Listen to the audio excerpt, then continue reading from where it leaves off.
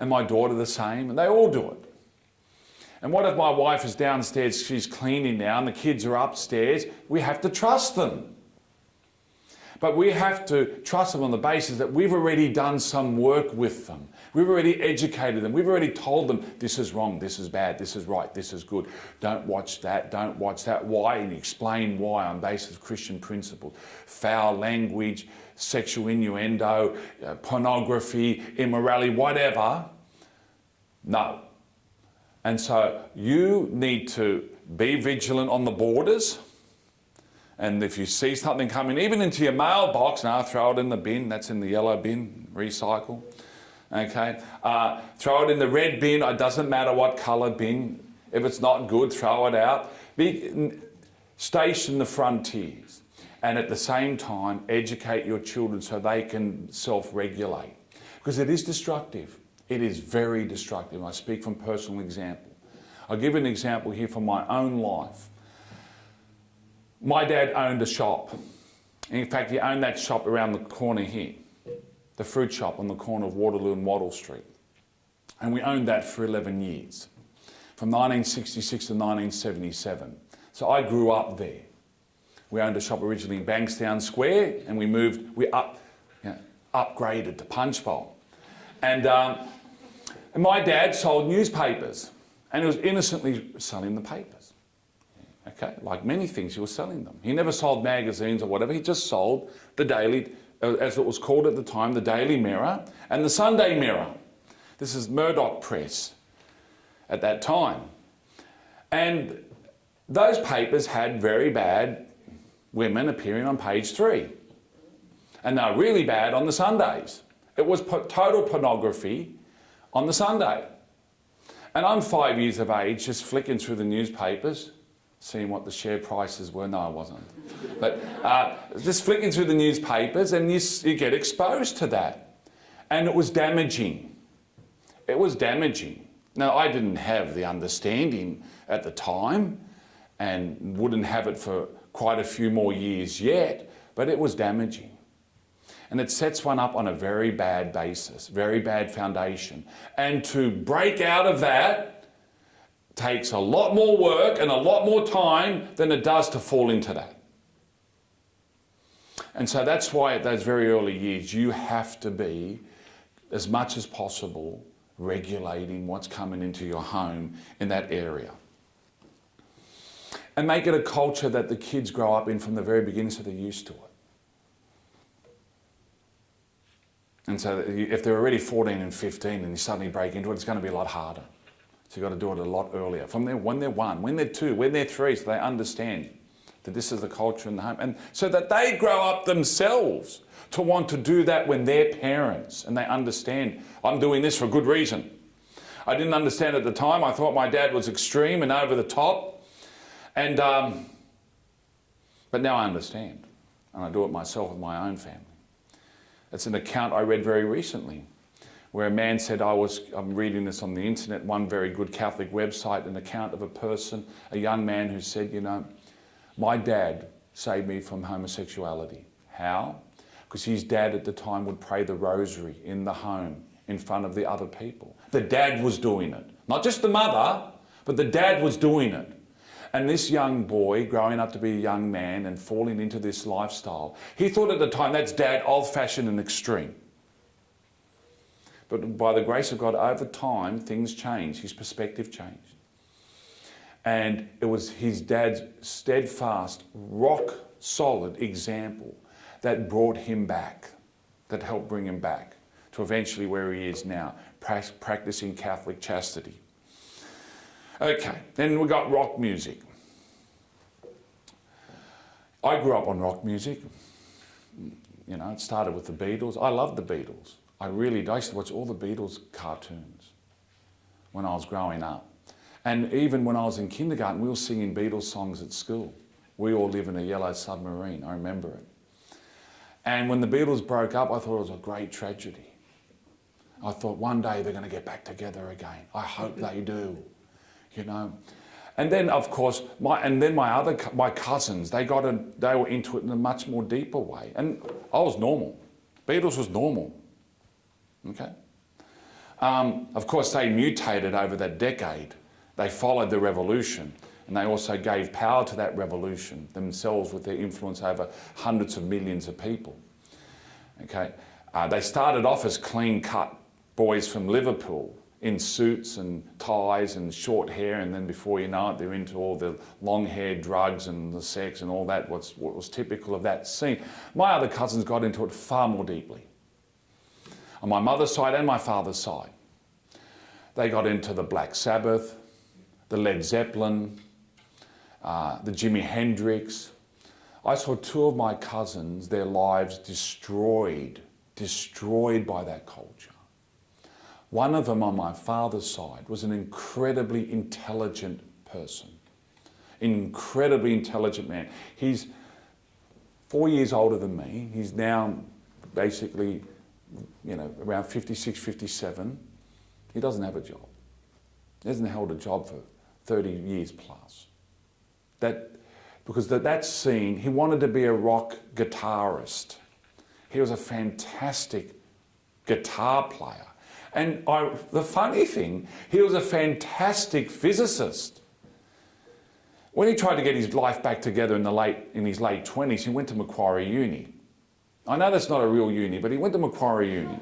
And he studied a science degree. And he was so into physics. We would sit down. I would love to visit my auntie's house there in Parramatta and sit with him and talk physics. I didn't do physics. I did physics in year 11 and dropped out after I got 7 out of 100 in my first exam. And I thought, this isn't going anywhere. Okay. And he would talk about Einstein. And he'll talk about all the new theories about the universe and how they've proven that things can travel faster than the speed of light. And I'm sitting there totally fascinated. And we'll try and see how God fits into all this big picture. He's a genius. But going down that path of Led Zeppelin, Black Sabbath, he once told me to come into his bedroom, 1976, I'm 12 years of age. And he said, sit down here, turned off the lights, and he played Black Sabbath. And he asked me to listen to Black Sabbath in the dark. And I'm thinking, going, crazy, get me out of here. He didn't try anything. There's nothing suspicious beyond that. But this is the cultic culture he was now in. It destroyed him as a student even in year 12. His HSC mark was below 150 out of 500. A genius destroyed by this culture because he was introduced to the drugs. And the drugs did him enormous damage. Fortunately, he's on some foundation now. And there's some stability. But he's never had a real serious job for so long. He's never married. He's never had his own family. He's a great guy now. You know, my older brother keeps in good contact with him, and I might see him once every 2 or 3 years. Then I've got another cousin on my mother's side. Likewise. These boys both went to Catholic schools. Good, big, well-known, established Catholic schools. This other one, roughly the same age, 2 years older than me. And he got into the Jimi Hendrix, and again the guitar playing, and again the drug use. And he was a footballer. He wasn't a scientist like my other cousin, he was a footballer. And he had his leg broken playing for Souths Juniors. You know who broke his leg? Mario Fennick. Mario Fennick broke his leg and he never recovered. His career, he was an outstanding athlete. The fastest person, you know, on his feet. And he could have made something of a league career. But after he broke his leg, that ended. And again, he got into the drug scene. Through the rock scene, Jimi Hendrix. His life is ruined. He lives somewhere here in you know, not too far from here, and he's on a pension. And he just goes to, you know, a soup kitchen regularly for meals, and he's a real loner. It's tragic. My older brother sees him a lot too, from time to time. But this is the influence of bad rock music. Rock music brought in, of course, not just the drugs. I focus on the drugs, but rock music became a vehicle of total revolution, total revolt. The sex, drugs, rock and roll revolution. I used to say that ad nauseum here, but it was true. summed up in an event like Woodstock. The Woodstock event in the United States in early 1969 typified, represented a generation in revolt against God. And it was a revolt, the music, the words was a revolt against authority, against the authority of parents, the authority of law enforcement agencies like the police, the authority of legitimate government, the authority of the church, the authority of God. It was a revolt. And the music fed all that revolt. And these people of that generation are now essentially ruling the world. That generation is now in power.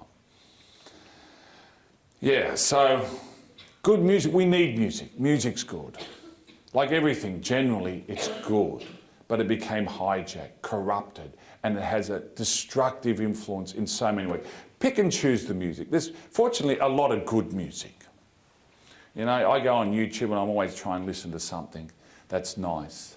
A bit old-fashioned, but nice. Okay? And so be discerning. You have to be discerning and critical.